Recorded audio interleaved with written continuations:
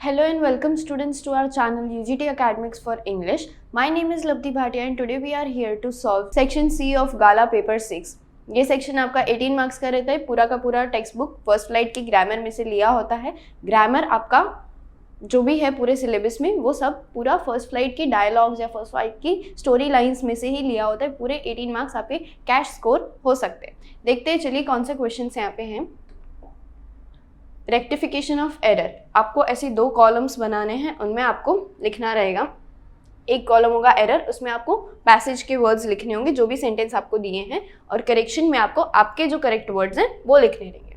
During our childhood at Goa the baker used to be our friend, companion और guide. He used to come at least twice the day. अगर unseen भी होता तो ये तो read करते ही पता चल जाता कि प्लेस है तो प्लेस पे एट यहाँ पर नहीं आएगा. Childhood in Goa. Okay, the baker used, यहाँ पे चाइल्डहुड की बात करें तो हमको पास्ट में लिखना है.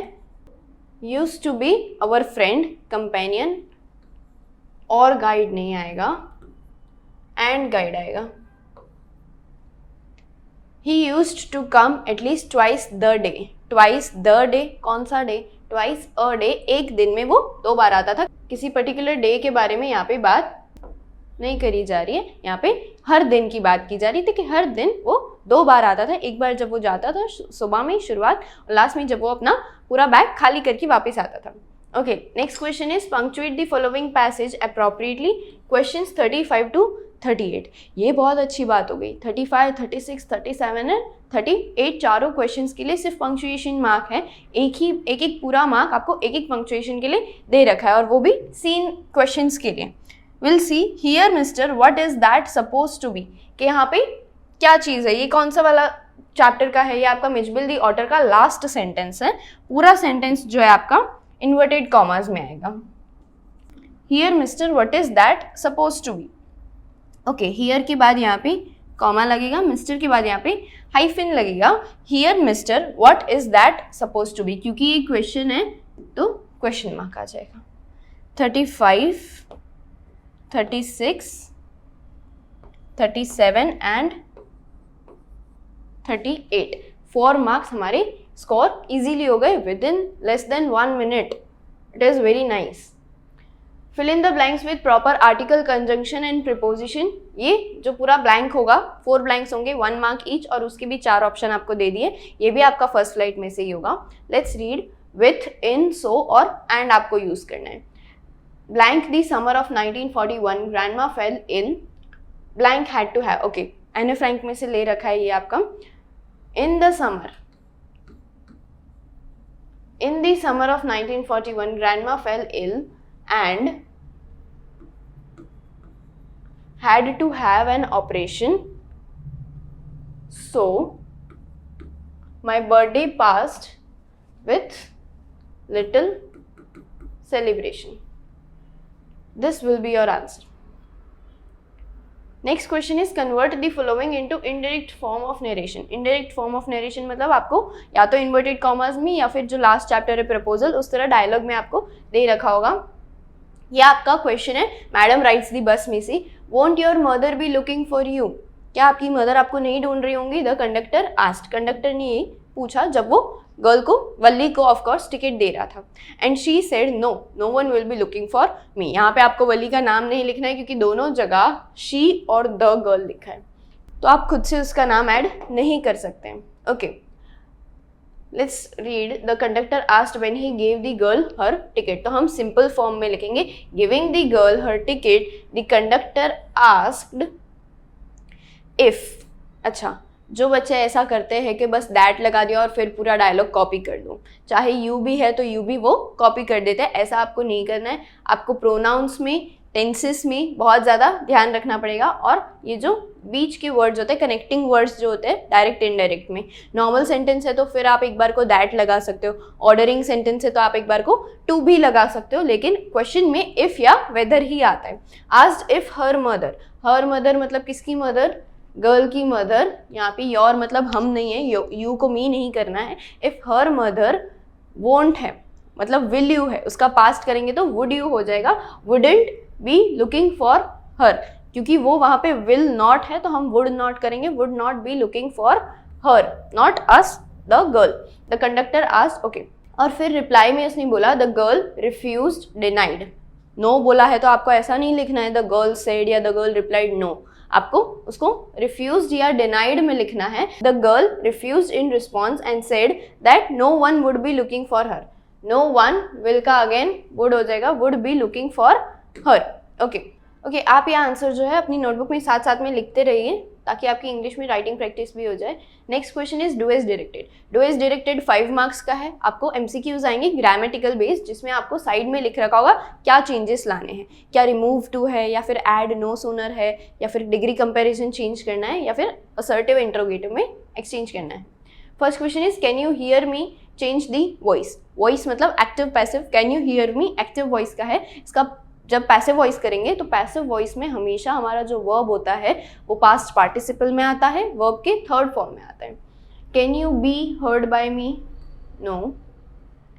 Can I be heard by you, yes. हमको बोला है कैन यू हियर मी, मतलब बोल हम रहे हैं. Can I be heard by you, क्या आप मुझको सुन सकते हैं. कुड यू, कुड तो करना ही नहीं है हमको, बिल्कुल भी नहीं, ये भी कुड वाला है. हमारा करेक्ट आंसर रहेगा can. Okay. Next is the climb to Brahmagiri Hills brings you into a panoramic view. Turn into interrogative. अब इंट्रोगेटिव में टर्न करने में सबसे ज़्यादा हेल्प हमारी होती है हेल्पिंग वर्ब से या फिर मॉडल से. मॉडल्स इसमें कुछ दिए नहीं है, तो पहले हम अपना सब्जेक्ट, वर्ब और ऑब्जेक्ट टेंस के बेसिस पे अलग अलग कर लेंगे. The climb to Brahmagiri hills, ये हमारा पूरा एक लॉन्ग सब्जेक्ट है. क्लाइंब के बारे में बात हो रही है. टू द ब्रह्मगिरी हिल्स जो है वो आपका फिल्टर है कि कहाँ की क्लाइंब. ब्रिंग्स जो है आपका वर्ब है V1 और वो भी डज वाले फॉर्म में. डज वाले मतलब SES वाले फॉर्म में, V1 प्लस S यहाँ पे लगाया हुआ है. यू जो है आपका ऑब्जेक्ट बन जाता है. You into a panoramic view, फिर जितना भी आगे सेंटेंस है यू के बाद का वो आपका ऑब्जेक्ट बन जाता है कि उस पर काम हो रहा है. ओके, इसको हमको करना है इंटरोगेटिव में. इंटरोगेटिव में हम असर्टिव का नेगेटिव मतलब असर्टिव चेंजेस लाते हैं. पॉजिटिव है तो नेगेटिव कर देते हैं. तो फिर डोंट, डिडंट कोई काम के नहीं आएंगे. क्यों? क्योंकि हमारा डज वाला फॉर्म यहाँ पे फॉलो हो रहा है. Doesn't the climb to Brahmagiri hills bring you into a panoramic view. This can be correct because doesn't use हुआ है, यहाँ पे ब्रिंग रखा है. V1 सिंपल कर दिया क्योंकि एक बार डज आ गया, हमको फिर से उसमें ये वाला फॉर्म डालने की जरूरत नहीं आती. Doesn't the climb to Brahmagiri hills brings you, यहीं पे ये आंसर रॉन्ग हो जाता है. हमारा करेक्ट आंसर है option C. Doesn't the climb to Brahmagiri hills bring you into a panoramic view. Okay. Next question is it proper for such a young person to travel alone. कौन बोल रहा है, ये कौन से चैप्टर में बोल रहा है? मैडम राइट्स दी बस में बोल रहे हैं. Turn into assertive. असर्टिव मतलब हमको नेगेटिव कर देना है क्योंकि ये पूरा सेंटेंस पॉजिटिव फॉर्म में, हमको इसको नेगेटिव कर देना है. जब भी असर्टिव दिया है तो नॉट वाले सेंटेंसेस को आपको पॉजिटिव कर देना है और पॉजिटिव वालों में नॉट लगा देना है, लेकिन सेंटेंस का मतलब चेंज नहीं होना चाहिए. क्योंकि ये इंटरोगेटिव पॉजिटिव है, हमको इसको सिंपल नेगेटिव में करना है. इज इट प्रॉपर का इट इज़ नॉट प्रॉपर हो जाएगा. जैसे हमने पहले वाले पेपर में भी सॉल्व किया हुआ है कि जब क्वेश्चंस होते हैं तब हमको आंसर जो है वो पॉजिटिव नेगेटिव एक्सचेंज कर देने होते हैं. Is it proper for such a young person to travel alone? No, it is not proper for such a young person to travel alone. इसमें तो फर्स्ट ऑप्शन ही हमारा ठीक लग रहा है, बट हम सारे भी एक बार पढ़ लेंगे. इट इज़ प्रॉपर नहीं, इट इज़ प्रॉपर तो बिल्कुल भी नहीं आएगा. It wasn't proper for such a young person to travel alone. यहाँ पे इज का वॉज कर दिया, पास्ट कर दिया है, तो ये ऑप्शन और नेक्स्ट भी वॉज वाला है, ये सब के सब रॉन्ग हो जाएंगे. आपका करेक्ट ऑप्शन रहेगा it is not proper for such a young person to travel alone. Next question is I am no more virtuous than the next man.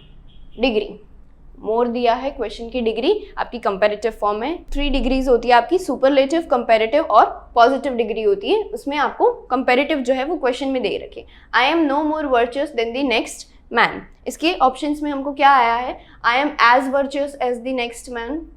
Okay. The next man is as virtuous as me. No, इसमें I पे subject बनाया है तो उसी पे हम subject रहने देंगे. The next man is not as virtuous as I. जब भी आई मतलब फर्स्ट पर्सन जो होता है वो ऑब्जेक्ट में जाता है तो वहाँ पर मी हो जाता है, ना कि आई. तो ये तो ग्रामेटिकली ही रॉन्ग है, ये सेंटेंस को पढ़ने का फायदा भी नहीं है. First is our I am as virtuous as the next man, अगले इंसान जितना ही वर्चुअस मैं भी हूँ। कौन बोल रहे हैं ये? Nelson Mandela.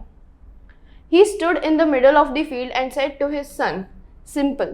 यहाँ पर and है, इसका मतलब हमारा सेंटेंस जो है वो कंपाउंड में है। जो आपका पहले का पार्ट है वो आपका फर्स्ट सेंटेंस है और बाद का पार्ट जो है वो सेकेंड सेंटेंस है। He stood in the middle of the field, first sentence, he said to his son, second sentence, इसको and से जॉइंट कर दिया गया है। He stood in the middle of the field saying to his son. No. He stood and said to his son. And आ रहा है यहाँ पे। थर्ड ऑप्शन है standing in the middle of the field, जैसे लेंचो के लिए बोला है he said to his son. This is correct. उनने अपने सन को बुलाया। He stood in the middle of the field after he said. तो after वाला तो कॉम्प्लेक्स हो जाता है और यहाँ पे after का मतलब भी नहीं आ रहा है। Standing in the middle of the field he said to his son. जो सिंपल सेंटेंसेस होते हैं उसमें आप in spite of यूज़ कर सकते हैं, despite of यूज़ कर सकते हैं। इस तरह से आप प्रेजेंट पार्टिसिपल फॉर्म भी यूज़ कर सकते हैं, जैसे having my work done I went to play. इस तरह से आप सेंटेंसेस को सिंपल तरीके से लिख सकते हैं, चाहे कॉमा आता है लेकिन वो एक ही सिंपल सेंटेंस काउंट किया जाता है, वो कंपाउंड या कॉम्प्लेक्स में काउंट नहीं किया जाता है। All the very best for your board exams. I hope you like the video और आपको कोई डाउट्स नहीं रहते। Still if you have any doubt you can ask in the comment section.